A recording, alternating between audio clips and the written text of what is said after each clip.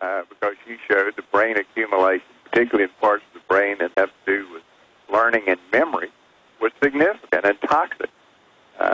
So, here we go again. We get all the assurances in the world, and then when the research starts showing tremendous toxicity and significant problems, it's all covered up. They can make sure the media doesn't cover it. They can make sure that the public is never aware of it. They spend just enormous amounts of money on advertising. For instance, in this article about the virtues of lithium, they quote the EPA that fluoridation of the water is one of the 10 greatest advances in medicine in history. Well, the studies, every study that has been done in modern times has shown fluoridating water does not reduce cavities at all. In fact, a number of studies shown that it increases dental caries. And, Doctor, as you know, in the last 10 years, 3 separate times, the head of the EPA and FDA, they all joined together. Their top scientists, over 90% of the Food and Drug Administration toxicologists, signed an open letter in 2000, in 2004 again. I've had them on the show, top chemist, toxicologist, and they explain that it's not just fluoride, it's other chemicals being added, and that they know it's hurting people, but the government still won't remove it. But then when you, as a top brain surgeon, come on and explain this to people, the system just responds by laughing at us. But the controllers know what they're doing. I mean, look at 110 years ago, the founder of the Rockefeller dynasty was funding Pinkerton Security to literally Gatling gun protesters all over the country to go in Colorado and massacre whole groups of families that had struck claims on gold mines that was their property. And these guys openly talked about a scientific dictatorship. They went and funded scientists to come up with systems to take over education, to dumb people down, and to drug them to make them servile. And 110 years later, we say, why can't the American people get angry and get upset? Because there's mercury in the vaccines. There's bisphenol A in all the packaging. They're now admitting, yeah, we want to put lithium in. The fluoride isn't working enough. Stay there, doctor. I want to talk about how fluoride and lithium affects the brain and makes people servile. It's just so incredible that they're out in the open with this now. We'll be right back. Stay with us. Dr. Russell Blaylock will give you his websites as well. Do you realize what we're talking about here on air? I have literally over 100 government-funded textbooks like Eco Science by the White House Science Czar. I have a mainstream news article from 2006 where he talked about population reduction and drugging the population. That's all these people talk about. We've got books written over 100 years ago how they were going to do it, and they've done it. As Aldous Huxley said when he wrote Brave New World in '33, this is what the top scientists that he worked with, his brother later headed up the United Nations UNESCO as the Secretary General of UNESCO and called for it. So, Dr. Blaylock, let's talk about specifically what fluoride does, because the studies I've seen show that it doesn't just cause IQ reduction and a dumbing down, but that it causes people to become more servile. And there's no denying that lithium does this, and they're admitting they want lithium for that purpose. Well, this is part of the study that Dr. Mullenix did. She's one of the world's top neurotoxicologists.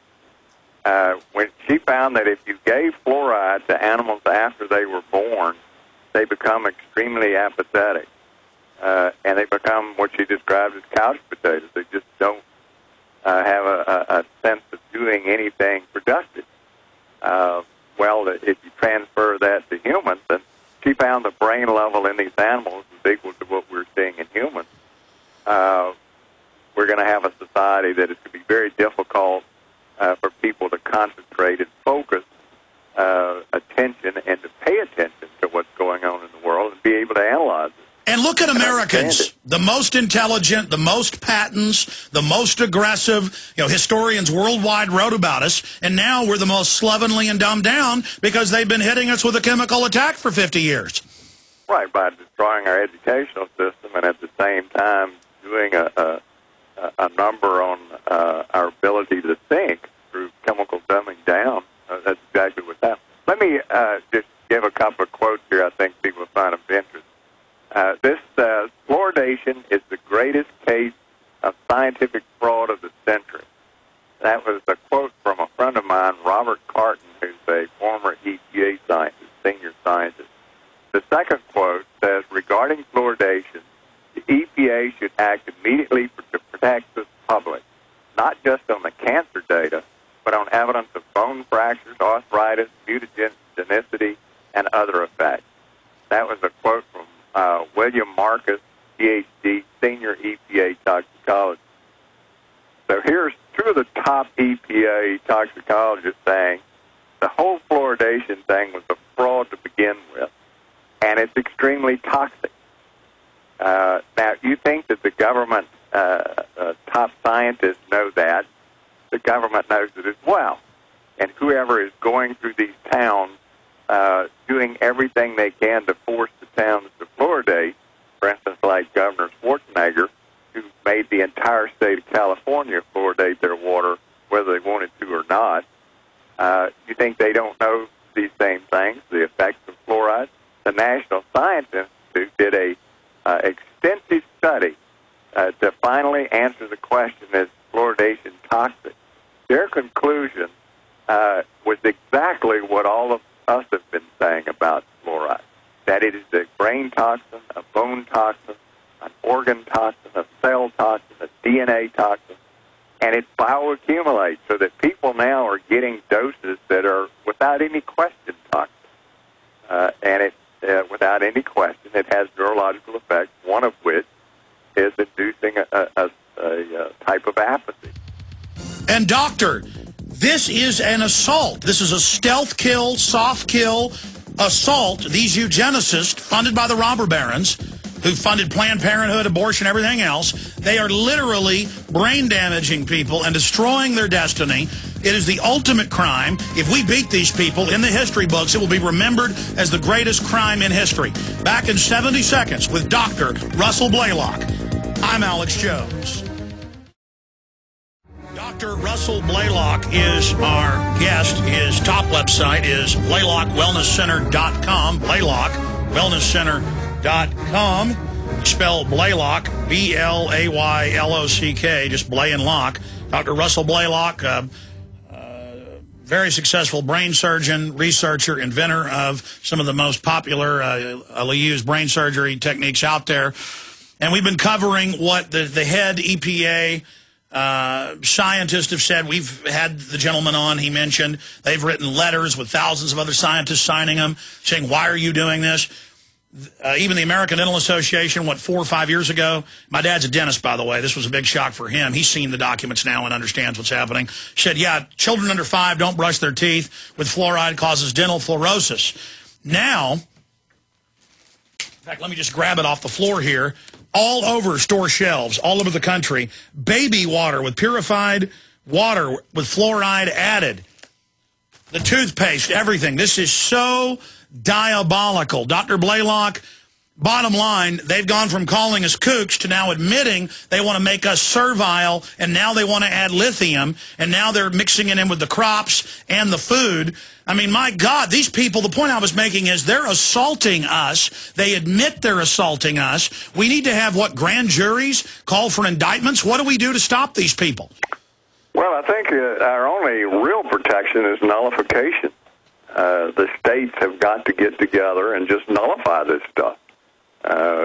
Say we're not fluoridating anything, and we're not putting lithium in our water, and the federal government has no constitutional authority to do such a thing, and nullify it.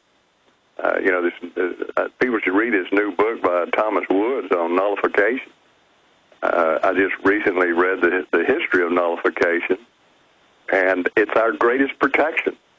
The states got together and ratified the Constitution with the assurance that they would retain their sovereignty and rights as guaranteed by that Constitution. Now the federal government says, no, there's no states, it's only individuals, and the majority rules. Well, if you read these articles about this lithium fluoridation, that's exactly what they said. As one of them says, as long as the negative consequences or inconveniences are relatively minor, water fortification seems to be one of those cases where the majority preference and interest should prevail. Well, here's the problem. Let's look at fluoridation again. they admit, everybody admits, and all the scientific studies admit, that there's a subgroup of people that are highly sensitive to water fluoridation toxicity. People who have chronic illnesses, people who have chronic kidney disease, people who have certain neurological diseases, pregnant women, small babies. All those are at-risk groups. Well, their view is, well, they're a minority, so who cares? Let them be harmed. And that's what they're saying about the lithium. Well, yeah, there's people that could be harmed, but the majority should rule. Well, this country's not based on majority rule. If you read the Federalist Papers, there were great assurances that the Constitution protected the minority, the small groups. Yeah, democracy's two wolves in a sheep voting on what's for dinner, and if the government can get 100 million fluoride heads to vote to take our guns, they can't do it. But it's the outrageousness, the nakedness of this tyranny, how they're just out in the open saying, yeah, we know it doubles bone cancer in boys. Yeah, we know it's causing arthritis. We know it's causing brain damage and macular degeneration. We know it's causing organ failure. We don't care. We're liberal. We love you. They know full well they're not liberal. They're a bunch of population reductionist control freaks that need to have their butts locked up in prison. I think we need to start getting really aggressive with these people assaulting us and our families. Doctor, I'll be honest with you. Every time I look at my children and think about how much trouble I got to go to protect them from these bastards, I get really angry. And I want to talk to you about, as a man, not as a top brain surgeon, not as a scientist, but as a man with family, how this affects you. Because let me tell you something. I'm against violence, but I am for defending myself. And I'm just more and more getting sick of these people and getting red-blooded angry. Oh, sure, I've got in my library over 100 government textbooks and white papers written by every major top government-funded scientist out there. And then I've got all the other government scientists coming out and saying this is deadly poison, they're killing us. And the government says, we don't care, it's going to continue. And now they say, yeah, we're going to give you vaccines that are live virus, re-engineered herpes virus. It's going to go in and destroy the receptor sites for hormones that cause stress and anger to make you be calm and happy.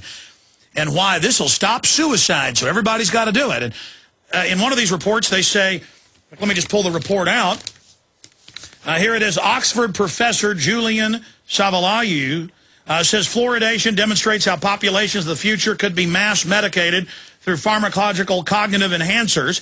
And he said, writing for Oxford, and he's their top bioethicist there, that when questions arise whether they should be added to the water, like fluoride, he goes on to say we need Ritalin, Adderall, and he lists a bunch of other chemicals. So Ritalin, Adderall, Prozac. I mean, Prozac increases suicide in all of the major studies that are out there, Dr. Blaylock. Oh, exactly right. Exactly right. I have a friend of mine named Joseph Douglas who wrote the book Red Cocaine, and he's written a recent book called Mind Control. But he worked for the NSA for a while as a debriefer of Soviet defectors. And he debriefed one of the highest-ranking Soviet KGB agents. And we've gotten to be good friends for many years. And he sent me information showing me that the Soviets' program was exactly what you're talking about, controlling people's minds using drugs and sophisticated advanced technology and neuropharmacology to be able to control stress and apathy and concentration and susceptibility to brainwashing.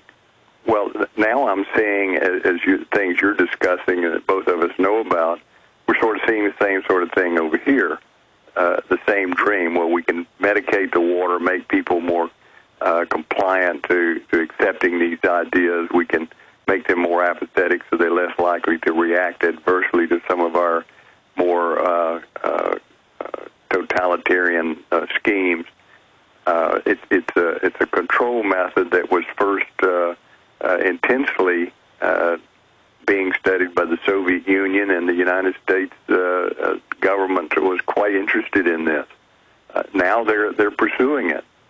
So I think people are just not paying attention if they're listening to these people who say, oh, we're just a bunch of right-wing nutcases who see a conspirator behind every bush. Well, as Alex said, and both of us read the primary literature, what's being written by these people.